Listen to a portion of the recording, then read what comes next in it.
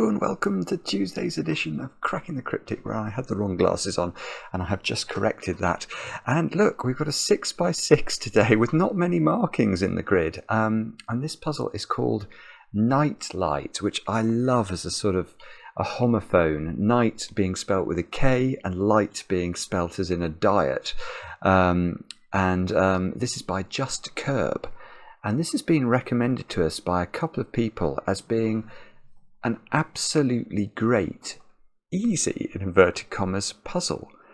So that is intriguing. I hope it will prove to be as easy as people seem to think it is. But they say it hits a very difficult sweet spot to hit, which is a puzzle that is interesting while also being easy, because of course it's probably, well, no, it is easy to make easy Sudoku, but to make an easy Sudoku interesting and clever, well, that is slightly is a much more difficult skill.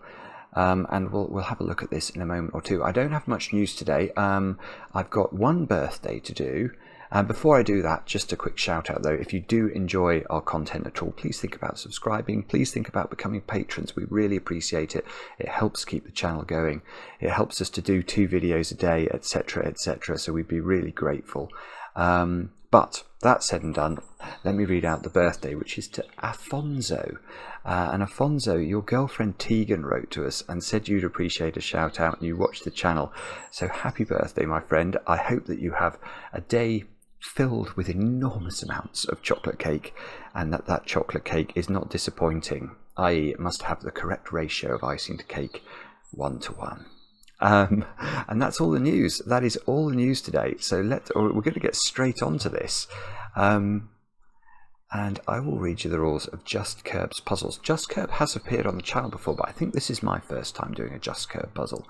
The rules are normal 6x6 Sudoku rules apply. So we have to place the digits 1 to 6 once in every row, column and bold outlined region.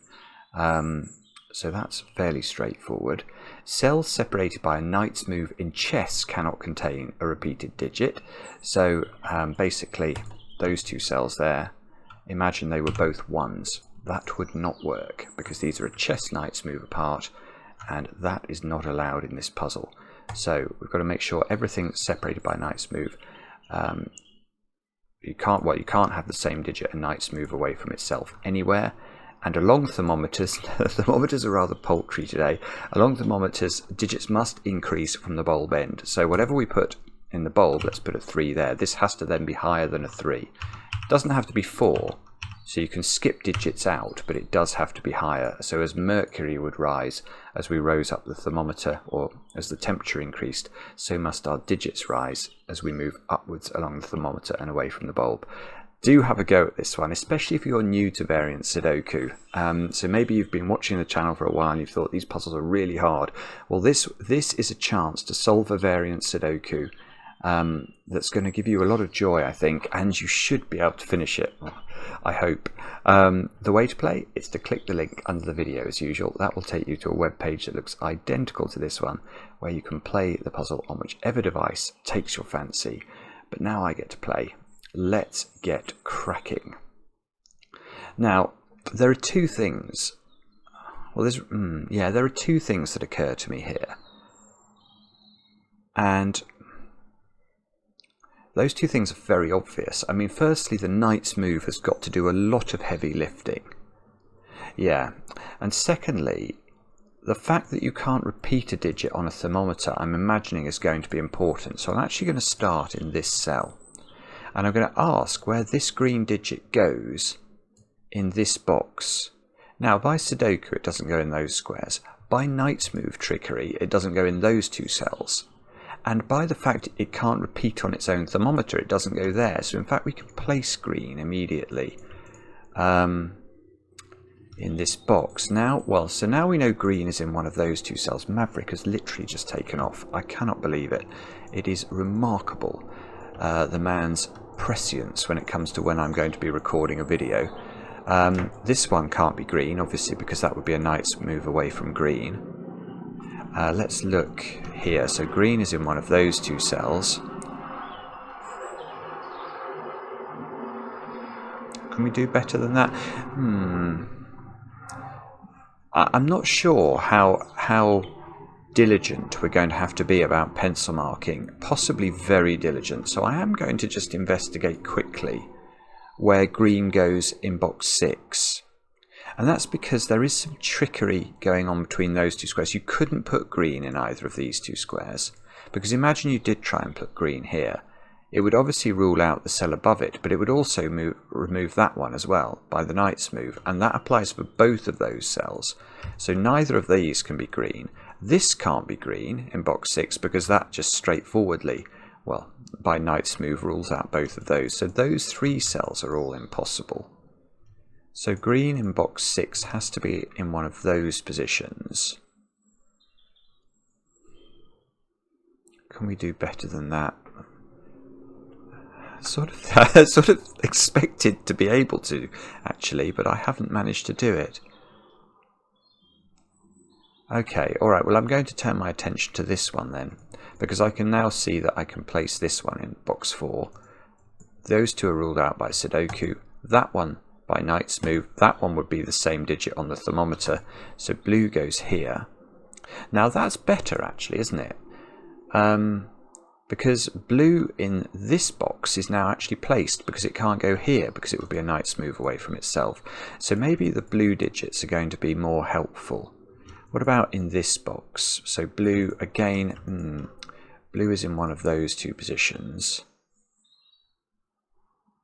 Is that useful? Blue is in, well, I see something here. Okay, so blue is not in those cells.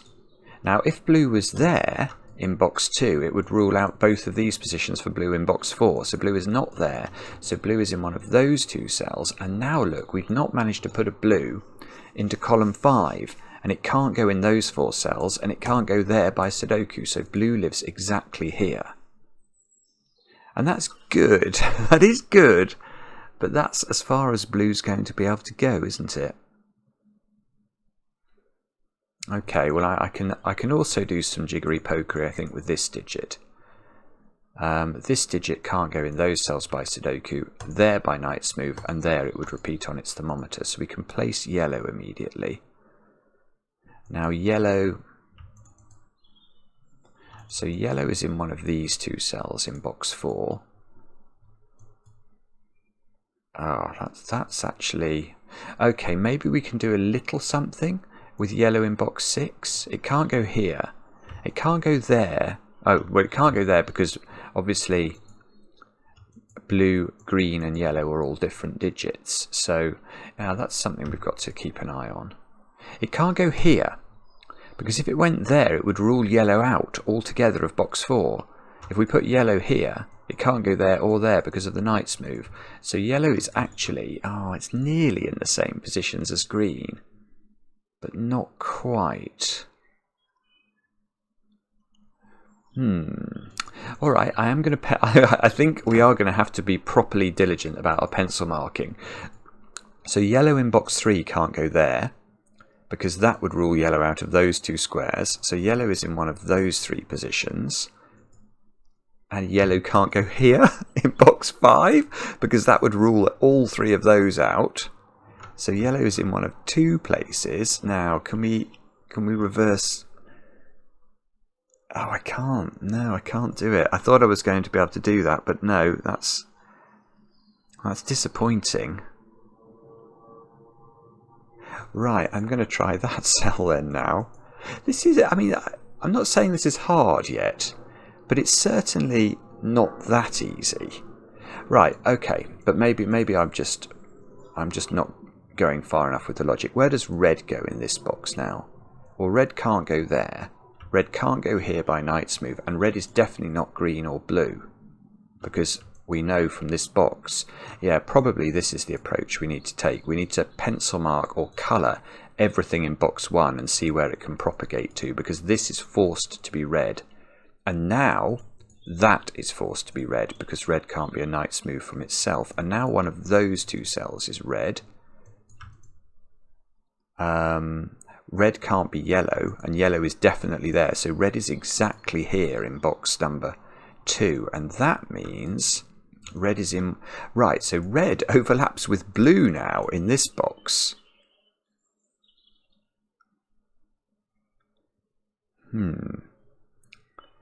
Okay. Is that helpful? Probably. I don't know. It's not quite done, is it? Okay, but this digit we can now plot very precisely, because this purple digit, where does it go? Well, because it's not red or yellow, it must go here. So purple, this cell takes care of those two, and purple, I see, so purple gets placed exactly in box number 3. And that places yellow, which must mean, right, must mean those two cells are the same as each other. So we'll make those, well, should we make them grey or orange? These are the decisions we're going to... I quite like grey, actually. This has got to be purple by our old friend Sudoku. Now, yes, here's something. Look, grey is in the same two cells down here as green. So that's become a grey-green pair, and yellow must now be here. Maybe we've known that for a while. That can't be yellow now. So yellow is exactly there. We are going to get full colouring, aren't we? Oh, look, and there's a green down here, so that's not green. So that's got to be grey. That's got to be green. Now we've not put purple into row 6. So one of these is purple, and these two squares are red and grey now. Okay, all right. Can we keep this going? Probably. Yeah. All right. So now, where does grey go in this box? And grey is not here. So grey is in the same two cells as blue, which means this cell is the only cell left that can be simply green, because these two cells are a grey-blue pair. Oh no. Okay. Now what's? Oh, we've not put. Yeah. Now this has become yellow in box 4. Which means that's green in box 4. That can't be yellow, so we need a purple in row 3. And this purple is unwinding the bottom of the grid, look. So we get the purple, we get the green. We've not put grey into this box, so we know where grey goes.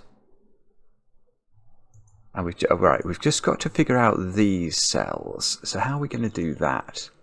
Right, this is going to be some Knight's Move thing that I've missed. It's going to be... Oh, bah humbug, come on, where is it?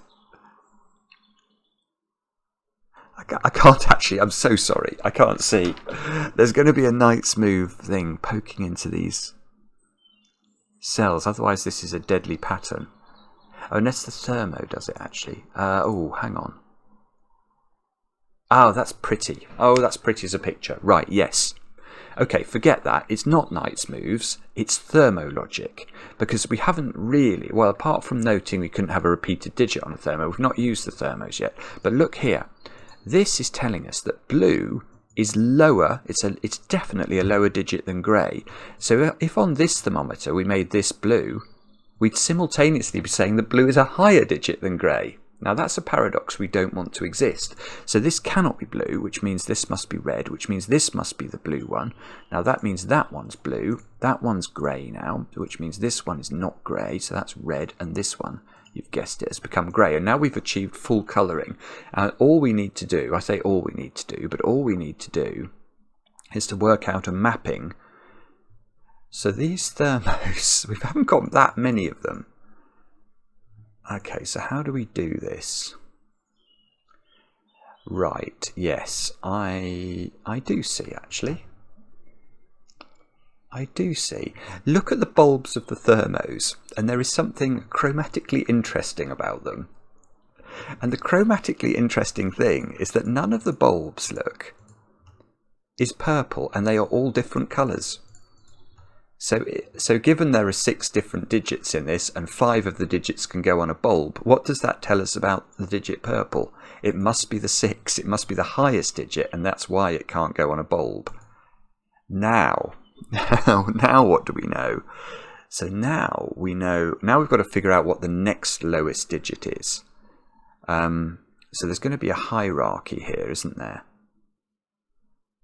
So yellow is less than purple but higher than green. What about green? So blue and grey are in, so we know that grey, here we go, look, we know grey is less than red. and we know red is less than green. So one order is green goes to red, goes to grey, goes to blue. And green and yellow are here. Yes, that's it. So yellow is the next highest digit. That goes down to green, which goes down to red, which goes down to grey, which goes down to blue. So blue is the lowest number, so that's 1. Then it goes grey, which is 2. Then it goes red, which is 3. Then it goes green, which is 4, and then it goes yellow, which is 5, and that's the puzzle finished, I think. Fantastic, fantastic. That was very, very cool indeed. I really, really liked that. It wasn't difficult. I mean, how often am I done with a video in 16 minutes? That does not happen very often anymore to me. It really doesn't. But what was great about that was it was still a lot of fun. And it was perfect. So maybe, I know lots of you, well, we don't get lots and lots of emails, but we do probably get a couple of emails a day where people say, I really recommend, I recommend you to my friends, but they can't do the puzzles because they haven't got any experience with variant Sudoku. Can you show me your easiest ever video? I don't think that's our easiest ever video, but it is a very pretty puzzle that's probably doable to most people, even if you've never seen variant Sudoku before. So maybe show them this puzzle, Knight Lite by Just Kirb, and get them to have a go at this, because I think they would enjoy it. Wonderful stuff. And let me know in the comments whether you enjoyed it. I enjoy the comments, especially when they're kind. And we'll be back later with another edition of Cracking the Cryptic.